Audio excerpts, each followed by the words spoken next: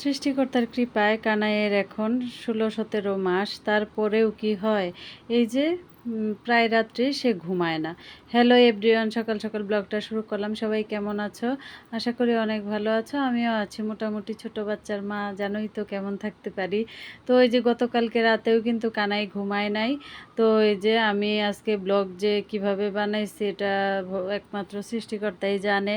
তো গতকালকে রাত্রে একটুকু ঘুমায় নাই, আর এই যে ভীষণ গরম, তো গরমের জন্য কিন্তু সে ঘুমায় নাই। পরে এই যে সকাল মনে হয় 9:30-10টার দিকে সে ঘুমাইছে, একটু খাওয়াই দিছি, খাওয়া দেওয়ার পরে ঘুমাইছে। তারপর আমি এই যে তাড়াতাড়ি সব কিছু রেডি করে রান্না করলাম। আর যেহেতু গরম, তাড়াতাড়ি রান্নাটা করে ফেলবো। আর বিকালবেলা দেখা যায় একটু বের হতে হবে, ওই তো সন্ধ্যার পরে পরে বের হতে হইব।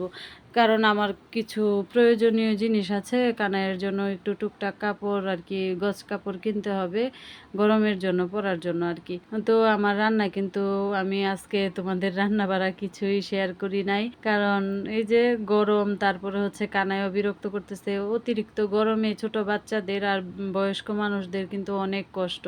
তো এটা সন্ধ্যার অনেকটাই পরে আমরা কিন্তু এই যে কানাইকে নিয়ে আমি অপর্ণা বের হয়ে পড়লাম। একটু এই যে গজ কাপড় কিনতে যাব হচ্ছে টাংপট্টি। এটাকে অনেকে বলে বাসাবাড়ি মার্কেট, আর অনেকে বলে টাংপট্টি। তো আমি বাসাবাড়ি মার্কেট বলতে স্বাচ্ছন্দ্য বোধ করি, যে যেটা বলতে স্বাচ্ছন্দ্য বোধ করে আর কি। তো এখান দিয়ে যাইতেছি হচ্ছে।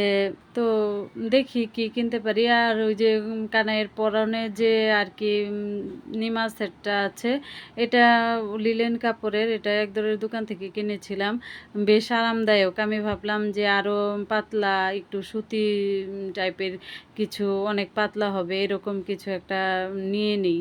তো আমি সবসময় যে দোকান থেকে কাপড়টা কিনি, তো উষা বস্ত্রালয়, ওইখান থেকেই আমি কিনি। দাদা আমাকে সবসময় ভালো কাপড়টাই দেয়।